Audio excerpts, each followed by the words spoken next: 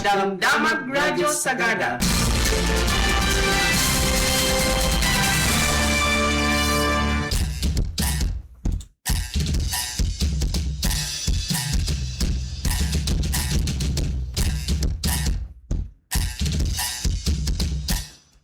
Naibagmanan nga po nga daw iti Lunes, di manon iti oras nga tayo ibingay, dagiti damdamag. Siyak ni Simbaya para iti Midday News.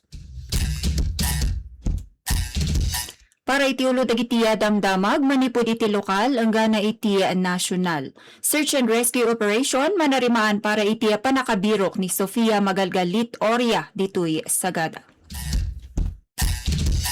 Alert 1 iti landslide na ingato iti barangay Antadaw gapu iti awan sadeng panagtudo. Awan ti serak iti trabaho ken eskwela ditoy Montañosa gapu iti agtultuloy amadi nga kasasaad ti panawen. Kultura ken karbengan dagiti na insigudan nga umili iti Cordillera na iunay-unay iti selebrasyon ti International Day of the World's Indigenous Peoples. DSWD Cordillera naka-red alert ken nagtultuloy para iti relief operations. Kadigiti apektaran ti habagat iti Cordillera.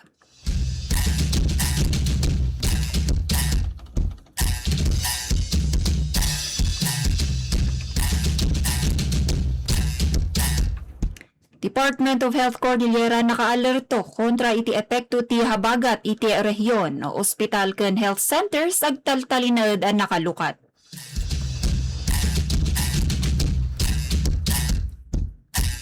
Upat nga individual pimusay iti landslide sa Baguio City enumpay mabirbiro. DOT Cordillera nangiruwar iti warning kadagiti turista gapu iti pangtati landslide iti Cordillera. Department of Migrant Workers Cordillera nagbalag maikontra kadagiti online recruitment scam ken illegal recruitment iti rehiyon.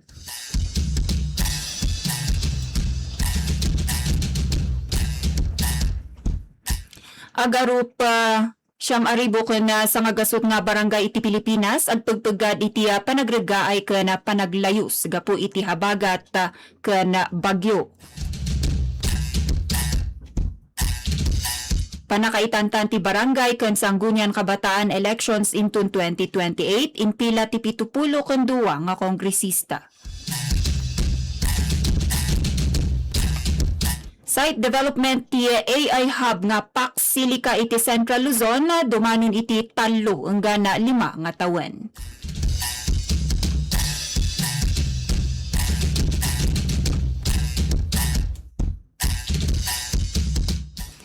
Parang arud apo iti detalye dagiti damdamag. Manarimaan ti search and rescue operation dito munisipyo ti Sagada para iti menor de edad ani Sofia Magalgalit Oria agtawon iti 17 ken agtaod ijay barangay Demang. Maudi ang nakita isuna idinapalabas nga aldaw ti Sabado Agosto 8 ken naideklara nga missing idikalman aldaw met ti Domingo. Kabayatan ti koordinasyon dagiti lokal nga otoridad ken barangay officials indawat ti pamilya ti biktima ti tulong ti publiko para iti panakasarak na. Nakasagana ti pamilya ken dagiti opisyal nga umawat iti anyaman a mensahe wenno lead. Mabalinlata nga ipadanon kadagiti kameng ti lokal a kapulisan, opisyal ti barangay wenno iti pamilya.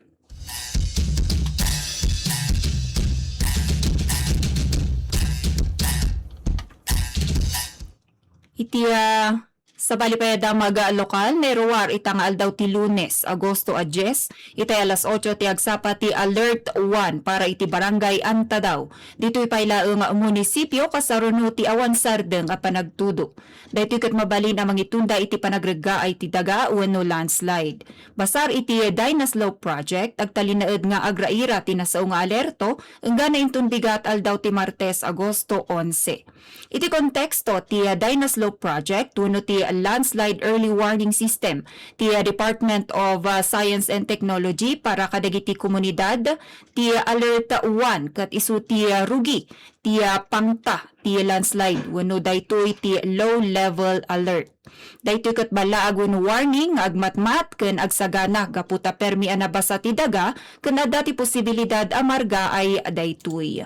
Mapatapat nga adda ti 40 ken 4 nga households wenno sangagasot ken 40 nga residente ti posible nga apektaran ti pangta ti landslide. Nakanayon kadagiti nailasinan nga elemento nga adda itiya pegad ket tiya paset ti Staunton Road, anta daw Mission Church, ti kadaanan nga barangay hall, tiya cooperative building, dagitiya granaries, piggeries, ken waiting sheds iti lugar. Mabilbininan dagiti opisyal nga agmonitor akanayon ken dagos nga report iti LGU no adda ti mapaliw da nga panagbalbaliw wenno panaggaraw ti daga. Mabalbalakadan mo ti entero a komunidad nga agsagana numan maingato iti alert 2 wenno alert 3 ti warning.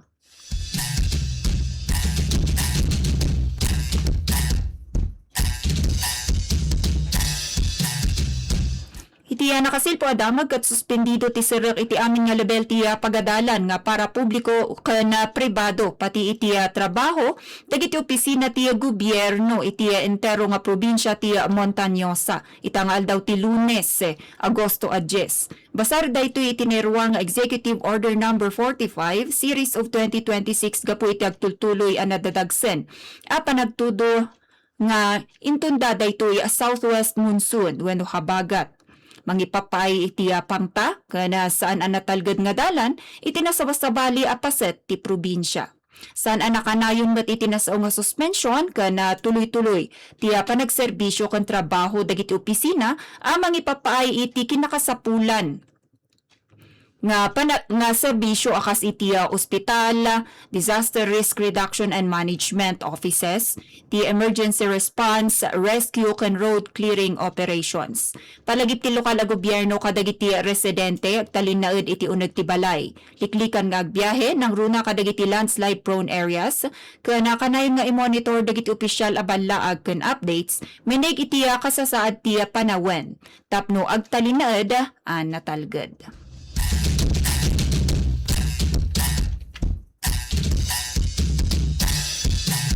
Iti matarahyon iti Cordillera nakimaymay samanan ti entero alubong iti panakaobserbar ti International Day of the World's Indigenous Peoples iti Kalman Agosto 9.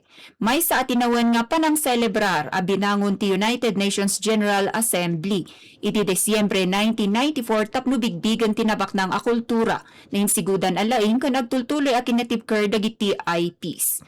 Iti matamakat adda tinasurok 5,000 ana isang sangayan nga kultura dagiti na insigudan a komunidad. Isuda ti mangpatpatalinad iti kaaduan iti nasurok 7,000 nga wika iti entero a lubong. Ita nga taon 2026 nakatutok ti international theme iti panangpadayaw kadagiti agil-ilot wenno indigenous midwives iti napatag a papilda iti salunat ken komunidad. Iti likudan ti dakkel nga kontribusyon dagitoy iti agimong ken aglawlaw ket agtultuloy ti panawagan para iti umunay a proteksyon iti karbengan iti dagaan nagtaudan bukod a panagdesisyon ken panangwaswas iti diskriminasyon. Ditoy Cordillera Administrative Region wenno rehiyon na Cordillera na itampok manen ti nakulay ken nabaknang nga entidad ti rehiyon abukbuklan tinagduduma a grupo nga etniko. Basar iti opisyal a datos ti 2020 Census of Population and Housing.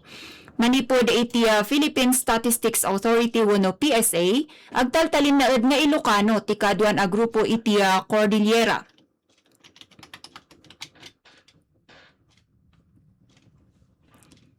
Iti daytoy kat 22.1% iti bukbuklenda iti rehiyon. Sinarunutikan kanaay iti 19%, Kalinga iti 10.1%, Ibaloy 8.9% ken Itneg wenno Tinggian iti 5.6%.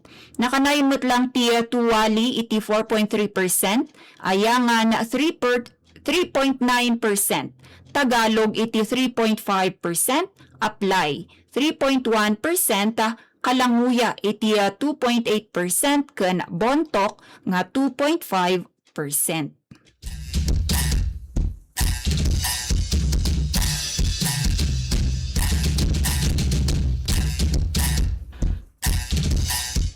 Iti sabali adamag ket agtaltalin na nakangato iti red alert status ti Cordillera bayat nga agtultuloy amang ipapay iti tulong ken relief operations ti Department of Social Welfare and Development Field Office para kadagiti pamilya nga apektaran paylaeng daytoy habagat.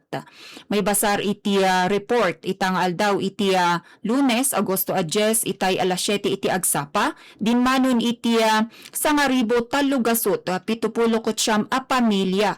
Wenno 4,200 gasot 72 nga individual tiya naapektaran iti entero nga rehiyon. Daytoy kata 2 gasot 50 nga pamilya wenno 8 gasot 44 nga individual tiya manarimaan nga adda nga nakalinong kadagiti evacuation center ken iti dadumapay nga temporaryo nga shelters.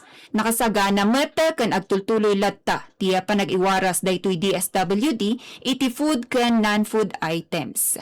May bilang ti panang subaybay kadagiti internally displaced persons iti laang evacuation na center sa jay lagangilang ijay probinsya iti Abra.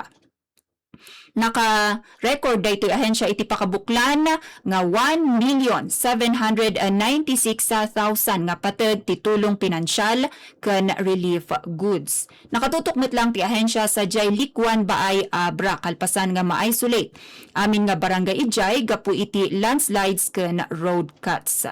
Agtultuloy met lang ti koordinasyon iti syudad iti Baguio manig iti napasamak nga landslide sa jay Gisada Surong. Anang ibati iti talo nga pimusay ken dagiti dadumaan nasugatan. Napartakmet latta ti panakikoordinar daytoy nasaong ahensya kadagiti lokal nga gobyerno wenno LGUs kadagiti Disaster Risk Reduction and Management Offices ken Disaster Response Management Division para iti panangidanon kadagiti nayon nga relief supplies kadagiti apektado a komunidad.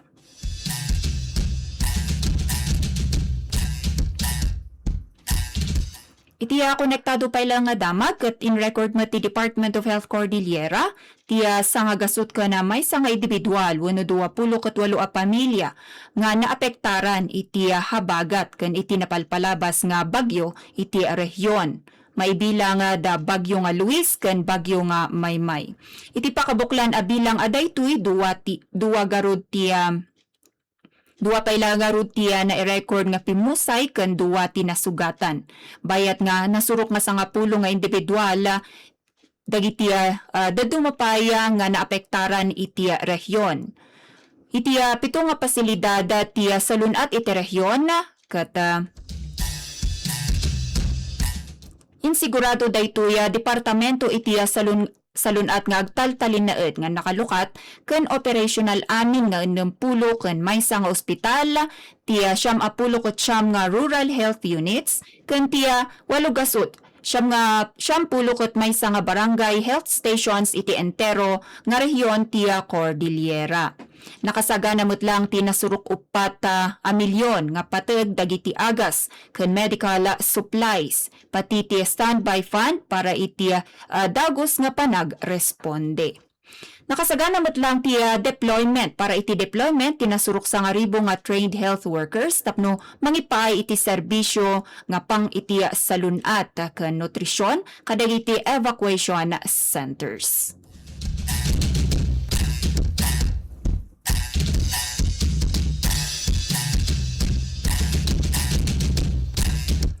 Ijaya syudad iti Baguio ket upat nga individualen apo ti nakumpirma nga pimusay bayat nga unumpay ti mabirbiro kalpasan nga magaburan iti daytoy napalalo nga landslide ti talo nga balay sa Jay Riverside Barangay Gisada surong iti nasao nga syudad.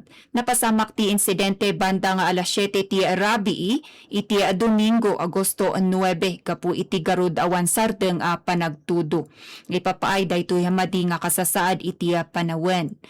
Batay iti maudi nga datos ti Baguio City Police itay agsapa ket 7 iti 13 ana lista nga biktima ti nabirukan manipod iti daytoy nga road debris Maibilang kadagiti nabaligi ana iligtas ket dagos nga naitaray iti ospital ti maysa nga agtawon iti 27 a lalaki. Agtawon met lang iti 27 nga babae ken maysa nga senior pastor met laeng nga agtawon iti 77.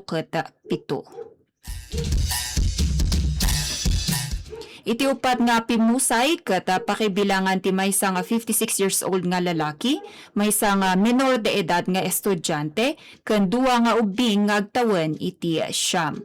Itaket manarimaan latta, daytoy search, rescue ken retrieval operations babaan dagiti otoridad ken volunteers tapno mabiro ti enempay nga missing. Pakaibilangan ti duwa nga ubing nga agtawon iti 3 ken 8. Nakasilpo pa lang iti daytoy mapadpadasan tayo nga madi nga kasasad iti panawan ket nangiruar iti warning ti Department of Tourism Cordillera wenno DOTCAR kadagiti turista, lokal nga residente ken tourism stakeholders nga agalwad agannad gapu iti agtultuloy panagtudo nga intunda nga rod daytoy habagat iti entero nga rehiyon.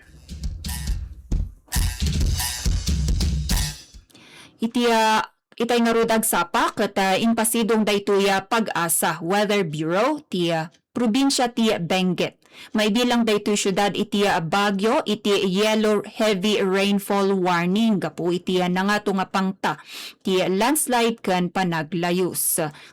Manamnamamot lang apo daytoy nadadagsen panagtudo iti palang daduma nga probinsya iti rehiyon. Iti Abra, Kalinga, Mountain Province ken Ifugao. Balbalakadan ti DOTCAR dagiti turista ken tour operators aliklikan pay umuna ti panagbiyahe ng runa ta dagiti dalan ket kaaduan apo ket nakasera gapu iti road cuts, landslides ken rock slides.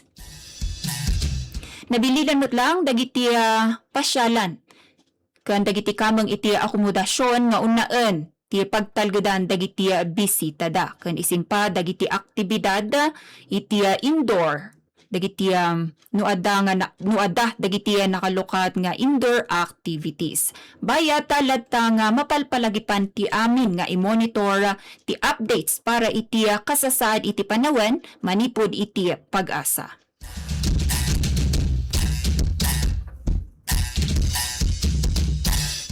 Iti sabali adamag iti rehiyon ket nagbalag manen ti Department of Migrant Workers wenno DMW Cordillera kadagiti mangkayat nga agtrabaho iti balasiw taaw nga agana kadagiti online recruitment scheme ang mabalin nga agresulta iti illegal recruitment wenno human trafficking.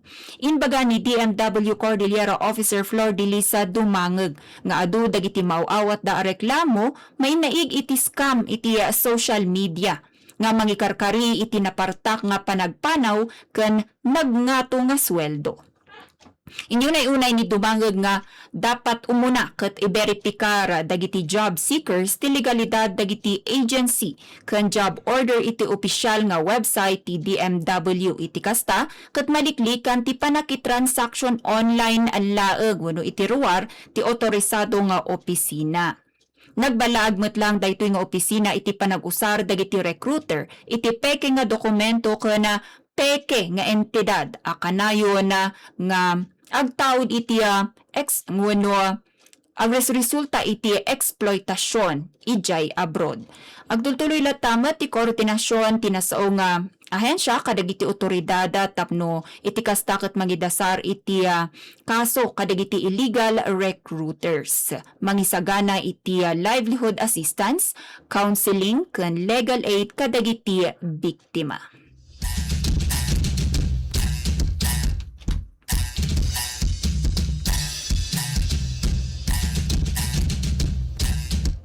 Iti damag national ket nagbalaag ti Mines and Geosciences Bureau wenno MGB adumanon iti 9,000 ken 76 nga barangay iti entero nga pagilian ti Pilipinas tiya nakawayang itiya paggat ti panagrega ay ti dagawon no landslide ken panaglayos. Daytoy katgapo iti agtultuloy nadadagsen panagtudo nga epekto ti southwest monsoon wenno habagat. May basar iti report ti MGB kadakilan ti bilang dagiti maapektaran a barangay iti rehiyon iti Ilocos iti 2,933. 1,997 met nga barangay iti Central Luzon. 1,860 posible nga maapektaran iti Calabarzon. 1,403 iti National Capital Region wenno NCR ken 7 gasot ken 7 iti Cordillera Administrative Region. Mairaman ti sanga gasot sanga 13 iti Mimaropa ken ti 40 ken 7 a barangay iti Cagayan Valley. Gapo dito'y kata mabalbalakadan ti publiko nga paliiwan ti aglawlaw da ken dagos nga ipakaamo kadagiti lokal nga otoridad no adda makita da nga senyales ti panagrega ay ti daga butak iti kalsada ken panagnato iti level ti danum kadagiti karkarayan. Kanayon ang mabagbagaan dagiti umili ngagdengeg ken sumurot iti pamilin dagiti lokal a gobyerno nang runa no maipatungpal ti preemptive evacuation para iti pagtalgedan ti amin. Iti sabali adamag iti pagilian ket nagidasar iti agsisina nga singasing alinteg ti mapan 72 nga kongresista tapno maitantan ti nakasimpa nga barangay ken Sangguniang Kabataan elections wenno BSKE into Nobyembre 2 iti madama nga tawen ken iakar daytoy into November 2028. Maibilang kadagiti kang runaan asingasing ti House Bill number 10591 nga in-author ti 63 nga mamanday linteg iti panag-idaulo ni Negros Occidental Representative Javier Miguel Lopez Benitez. Pati ti nakasina nga hirit da Senior Deputy Speaker Ferdinand Hernandez, iti House Bill 10534 kan Basilan Representative Ustads Yusuf Alano. Nakalanad iti daytoy ti panggep iti panangitantan tapno makatipid ti gobyerno iti nga dagiti krisis iti pagilian. Maibilangan daytoy panagnato iti presyo ti lana, dagiti dadael nga impaay dagiti kalamidad akas iti napasamak nga gingined sa jay Southern Mindanao. Iti patapata ti Commission on Elections wenno COMELEC Chairman ani George Erwin Garcia dumanon iti 19 nga bilyon ti magastos iti nasao nga eleksyon ita nga tawen. Pondo na may mayat nga ilaan para iti rehabilitasyon dagiti nadadael a pagadalan, ospital ken dadumapay nga infrastruktura sigon kadagiti mamanday linteg.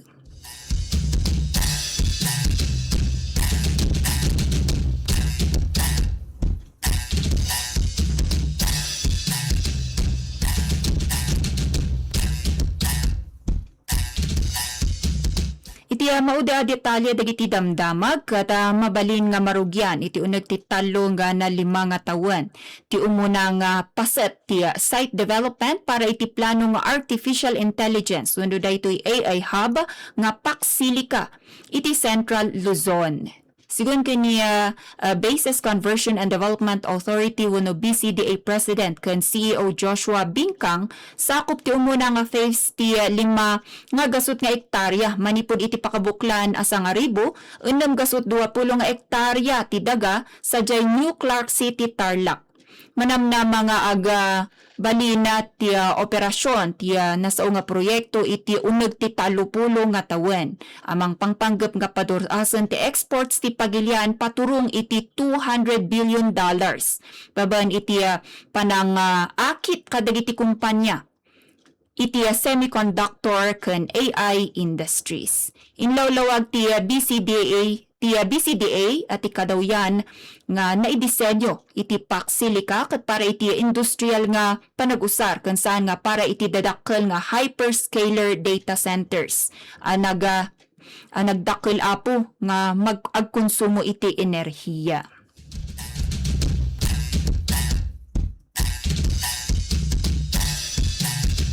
May naigapo iti daytoy ket imbaga ni Trade Undersecretary Seferino Rodolfo nga nakinayon iti Pilipinas ti maysa nga international coalition ti 23 nga pagilian tapno ingato ti antasa ken pateg ti semiconductor ken mineral export industries iti pagilian. Iti nga ti dumakdakkel nga pangkasapulan iti teknolohiya ti AI.